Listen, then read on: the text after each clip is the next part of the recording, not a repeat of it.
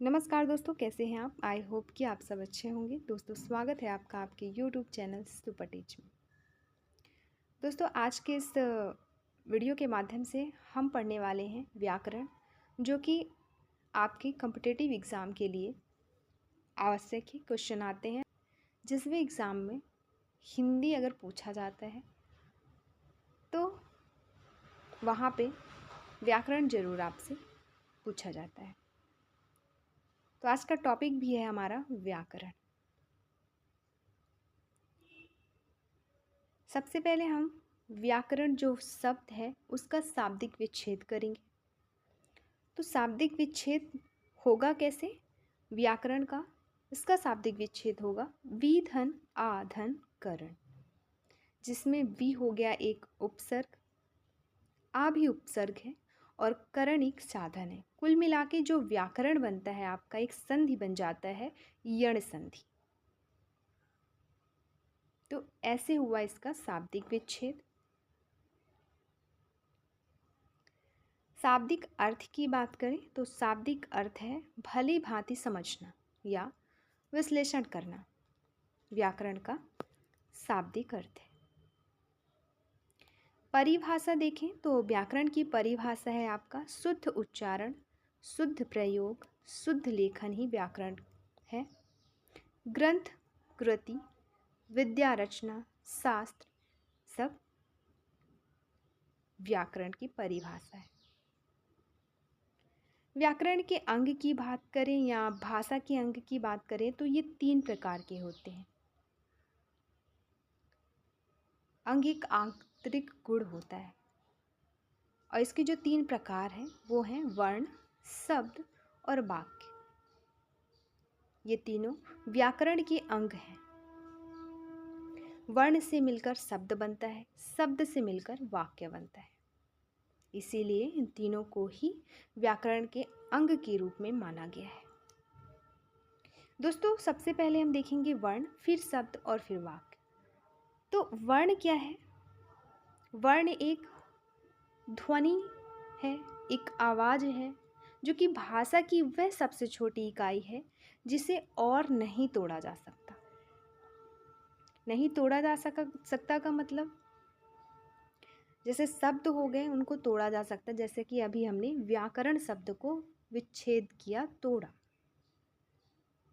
तो शब्दों को तोड़ा जा सकता है लेकिन वर्ण को नहीं, क्योंकि वर्ण मात्र एक अल्फ़ाबेट कहलाता है। जैसे अ, ई सिंगल होता है, इसे कैसे तोड़ा जाएगा? तो ये होते हैं वर्ण, इन्हें तोड़ा नहीं जा सकता, वो कहलाते हैं वर्ण। दूसरा, कभी कभी क्वेश्चन पूछता है कि लिखित रूप से भाषा की सबसे छोटी इकाई क्या है? ऑप्शन रहेगा आपका वर्ण, शब्द, वाक्य और कुछ। तो यहाँ पे हो जाएगा आंसर आपका वर्ण, क्योंकि वर्ण ही लिखित रूप से भाषा की सबसे छोटी इकाई होती है। इससे छोटी कोई इकाई नहीं होती। फिर कभी कभी क्वेश्चन पूछ लेता है कि मौखिक रूप से भाषा की सबसे छोटी इकाई क्या है? तो मौखिक रूप से सबसे छोटी इकाई आपको की ध्वनि है। ऑप्शन में ध्वनि भी लिख दिया जा सकता है, वर्ण भी दिया जा सकता है। तो मौखिक रूप से भाषा की जो सबसे छोटी इकाई होती है वो होती है ध्वनि। अब चूंकि मौखिक रूप है तो बोला जाएगा, आप चूंकि बोल रहे हैं तो कोई ध्वनि रहेगी, इसीलिए आवाज़ रहेगी, इसीलिए आंसर वहाँ पे ध्वनि होगा। वर्ण तब होगा जब उसे लिखित रूप में पूछा जाए।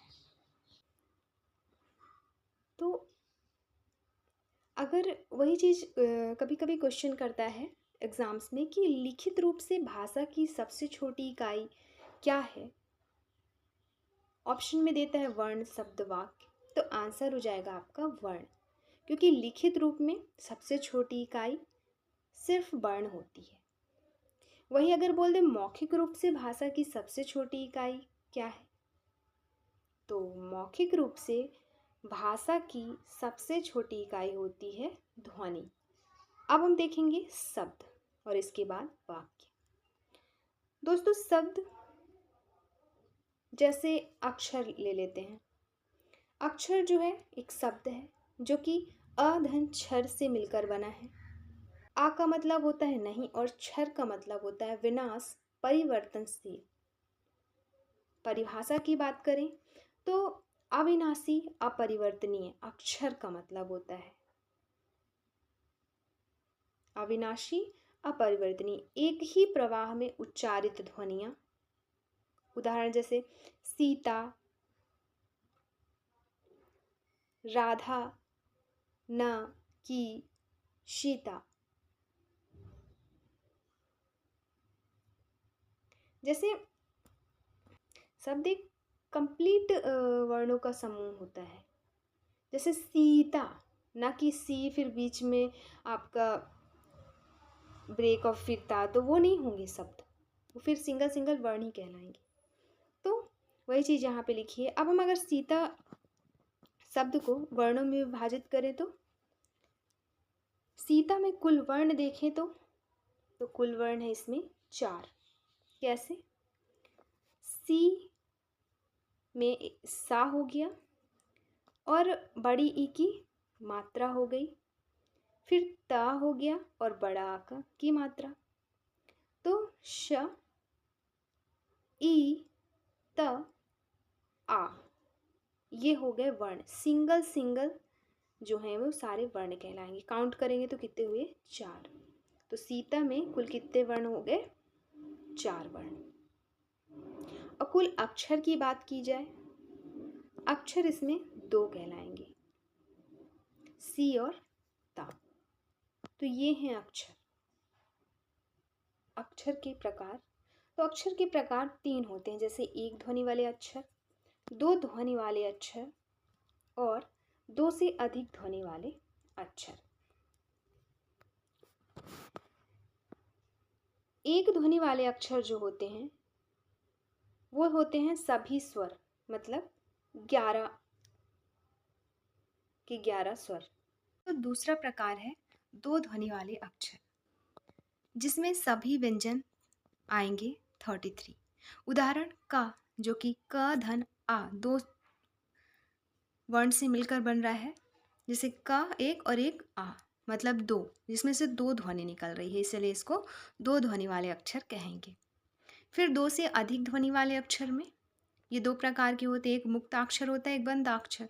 मुक्ताक्षर की जो अंतिम ध्वनि होती है वो स्वर होती है, वो मुक्ताक्षर कहलाते हैं। और जो बंधाक्षर की अंतिम ध्वनि होती है वो होती है आपका व्यंजन।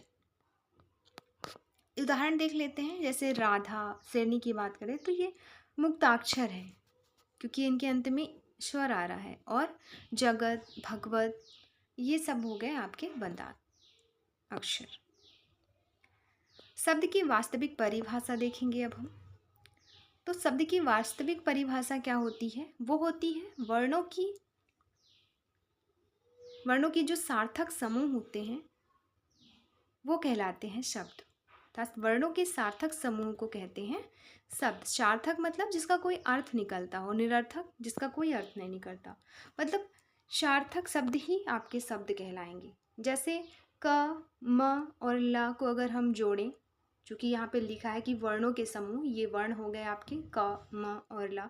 अगर हम इनको जोड़ते हैं सीक्वेंस में क फिर म फिर ल, तो कमल बन रहा है। तो इसका अर्थ निकल रहा है।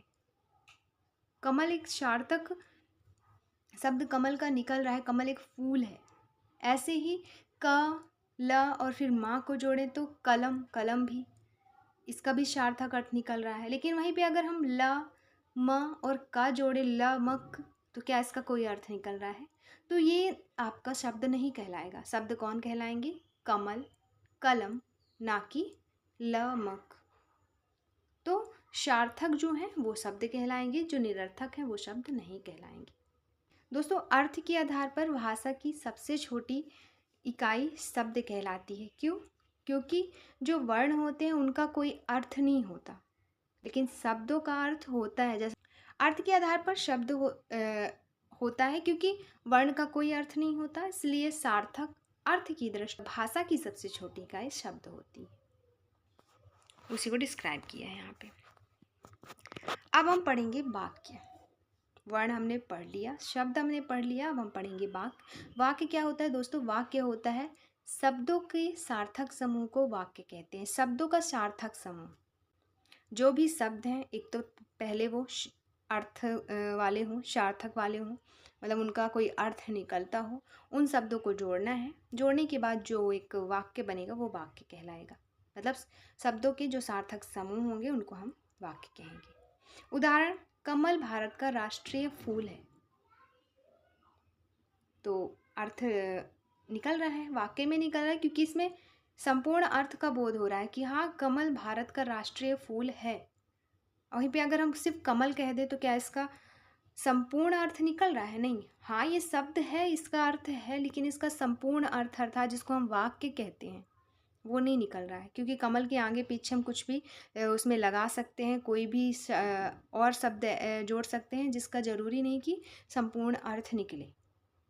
इसीलिए यहाँ पे दूसरा उदाहरण देखते हैं। मोहन अखबार पढ़ता है, इसका भी संपूर्ण अर्थ निकल रहा है आपका, और शब्दों को जोड़कर बनाया गया है। जैसे मोहन शब्द है, अखबार शब्द है, तो ये शब्द हैं, इनको जोड़ा गया तो फिर बनाया गया है आपका वाक्य।